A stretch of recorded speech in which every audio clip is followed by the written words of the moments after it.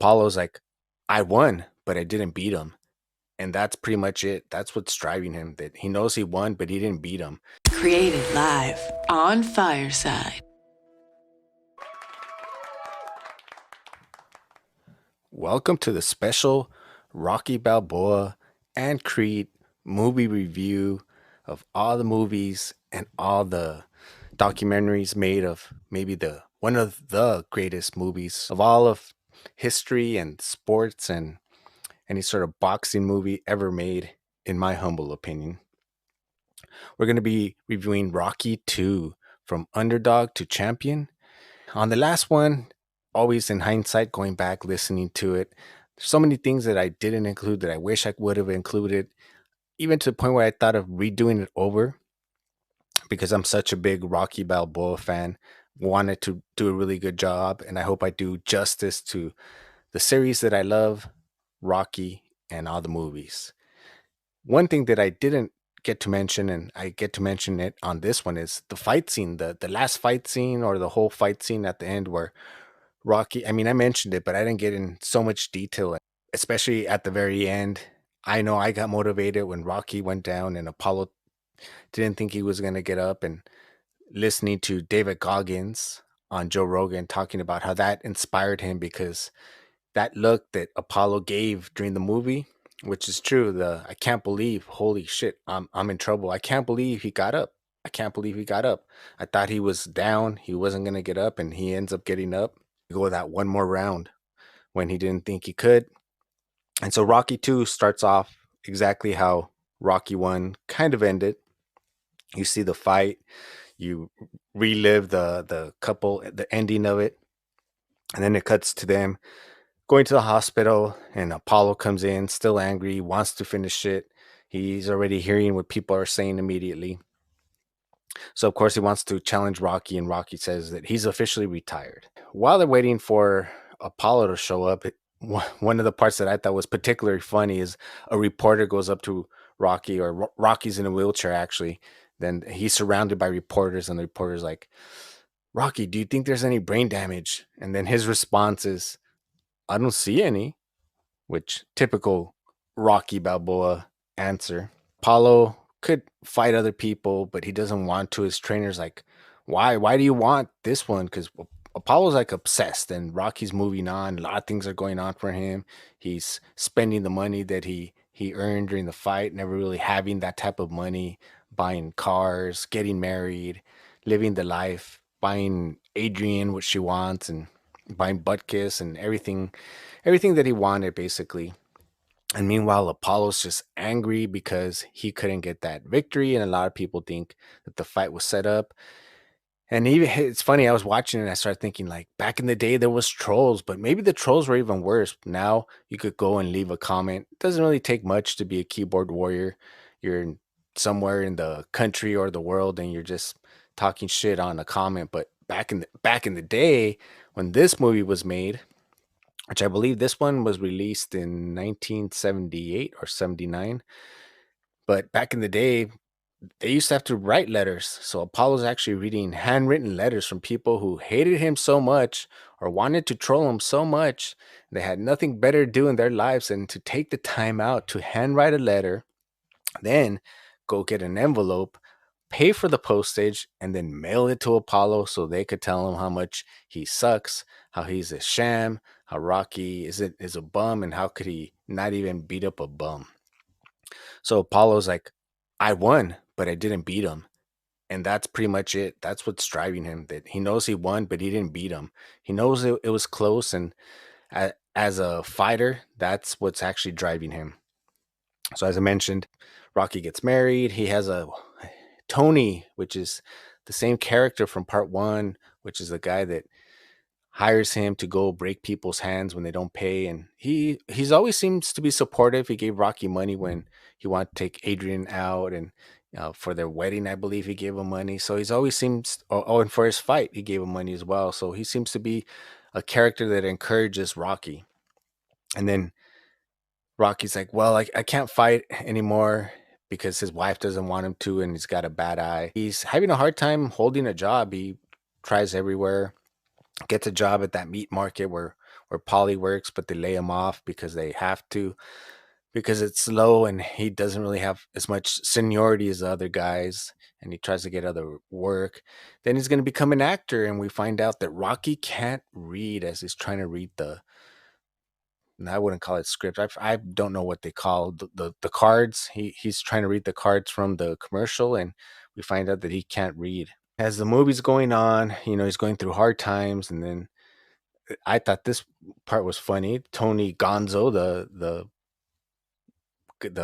what would you call him? The, I don't know, the bookie, the guy who sends people to break their, sends Rocky to break legs.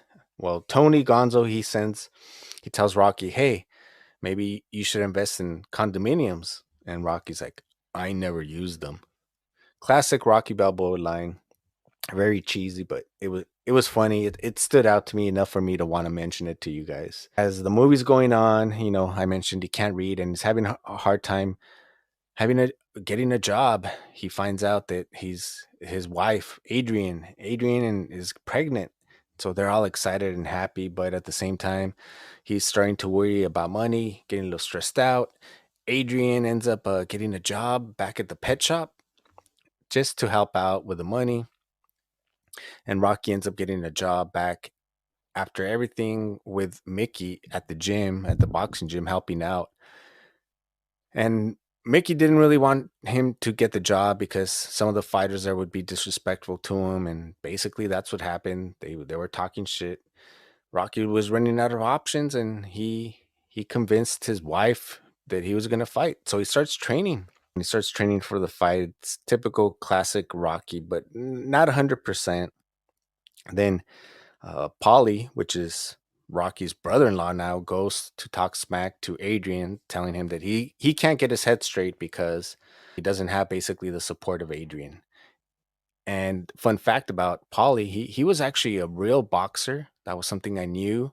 But recently, someone on TikTok did a very cool one of those transformation where it shows him younger as a boxer to him turning into Polly, and that was pretty cool. If you get a chance, try to look it up. I'm sure you could find it. Polly goes to talk smack to Adrian, and she ends up going into, I guess, premature labor or something's wrong. So she's rushed to the hospital. And then Rocky goes, and Adrian ends up having a boy, and then she goes into some sort of coma. And then after that, Rocky's just like by her side the whole time, and Mickey, the trainer, is telling him, "Hey, this guy wants to kill you. If you if you don't want to train or you want to stay here, I'll stay with you." So Mickey's there next to him the whole time while he's like reading to Adrian and just trying to basically see if she comes out of the coma. And eventually she comes out of the coma. Now, in the meantime, this is a part where if anyone in the audience or anyone watching the replay on the podcast or whatever format you watch it, Rocky doesn't want to see his son until Adrian comes out of the coma and they can see the son together, which to me, I'm like, I could respect that.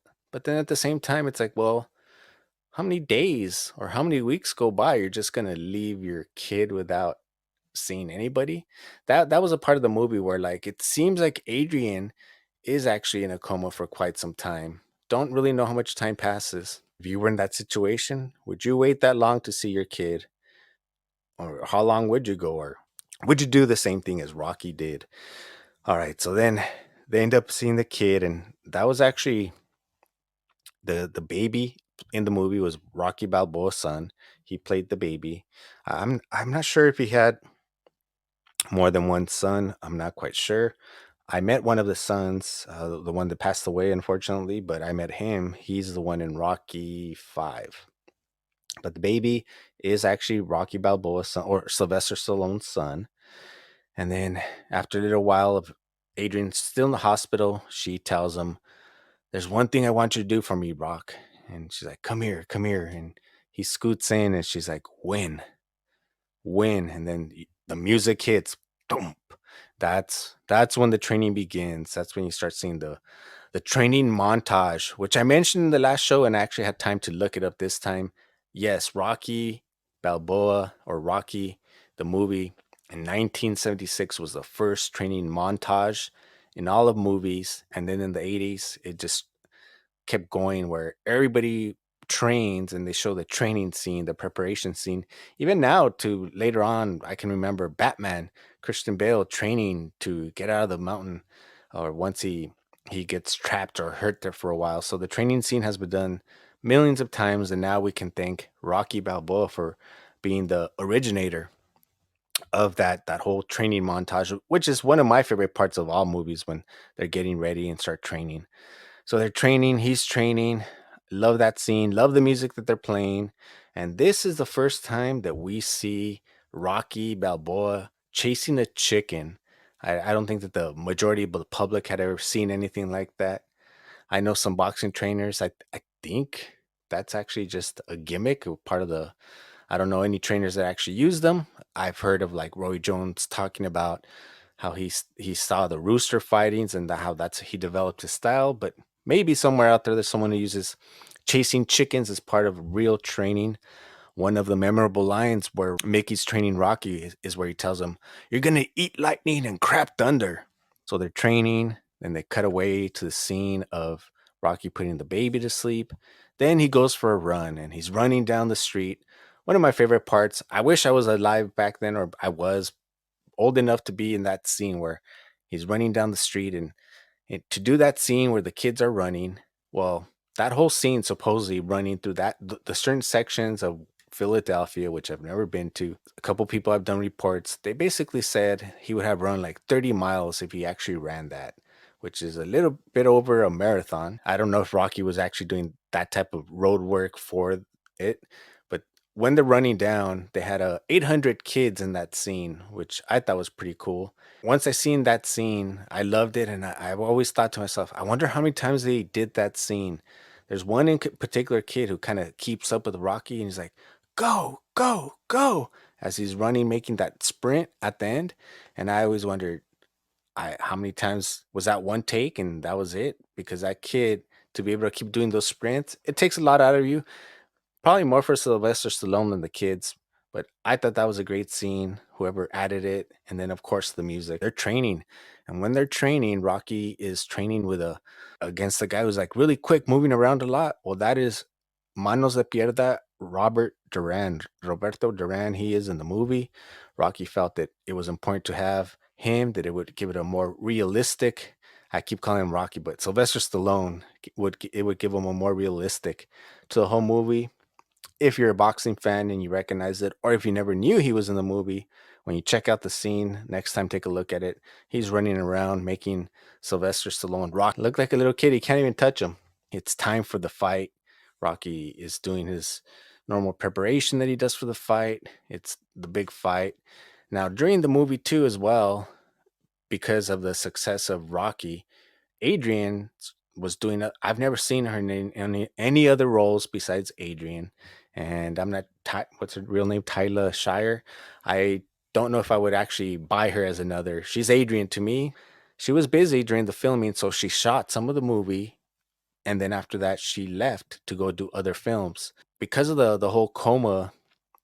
The part they kind of changed the script a little bit because of she'd be busy filming. She went into a coma, and then during this part, it made it more logical for her to actually watch the fight from home to recover than to actually be there because in the original script she was supposed to be at the fight. After she finished her movies, whatever else she did, she went back to Rocky and filmed separately the scenes of her watching and reacting to the fight next to Polly during the fight or during the preparation for Rocky, because you can see from the original Rocky to Rocky 3 and on, Sylvester Stallone's physique, he's working out a lot for roles like Rocky and Rambo.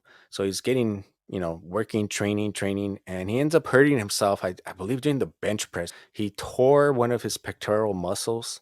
And because of that, they changed the fight scene as well because the whole he's going to switch southpaw to orthodox that wasn't originally planned for the movie, but because of his injury and he couldn't really throw with one side as well, they ended up writing that he was going to switch, and it actually worked out well. You do see some really well versed fighters do that, very strategic times, and just depending. Sometimes it works out, sometimes it doesn't. But I actually liked it once I realized that. that they actually did that because of an injury.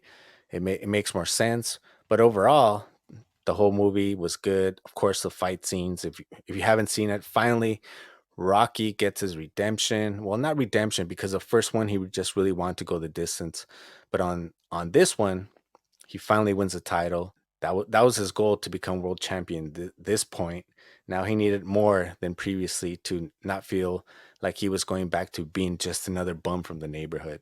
I know someone joined the audience, so I think it's Eric. I can't, maybe that's not your full name, or if I mispronounced it. I don't have my glasses, but if you'd like to come up and share your favorite Rocky movie, you're more than welcome to. I'd love to know what anyone listening is, out of all your Rocky movies, which is your favorite, or did Creed end up somehow beating Rocky? To me, the Rockies are my favorite. Still kind of deciding, as each week reviewing a different one. The next series will be next week. Still not sure quite of the date, maybe Saturday, but I'll be reviewing Rocky 3. This is the one with Mr. T, Clubber Lang, Thunderlips, Hulk Hogan. Of course, Apollo's in it, the usual characters, and we lose one as well. Overall, I think I watched it, Rocky 2, 4 times this week just to get prepared for the show. Each time I watched it, it's funny how I get sucked into the fight scenes or where the music is on. It's just, I could say I probably watched this movie a billion times, love it, and this is why I'm doing this whole series, just to pay homage to it. When Creed 3 came out, I wanted to review it, but then I said, you know what? I didn't have time. I still actually haven't seen it. So as I'm going down the series, I'm going to watch Creed 3. That'll be more at the end, and then review it freshly, because everything I'm doing is from the beginning. I hope you're enjoying this whole Rocky series. Thank you, everybody, for joining. Be sure to go to Athletic Definition Instagram, leave me a voice note, and that it would be all right for me to use on the show. Tell me your favorite Rocky scene, your favorite training scene, your favorite villain, anything Rocky related, or maybe some nice Rocky trivia fact that we don't know. That would be great. Thank you, everybody, for joining. Till next week, I'm out.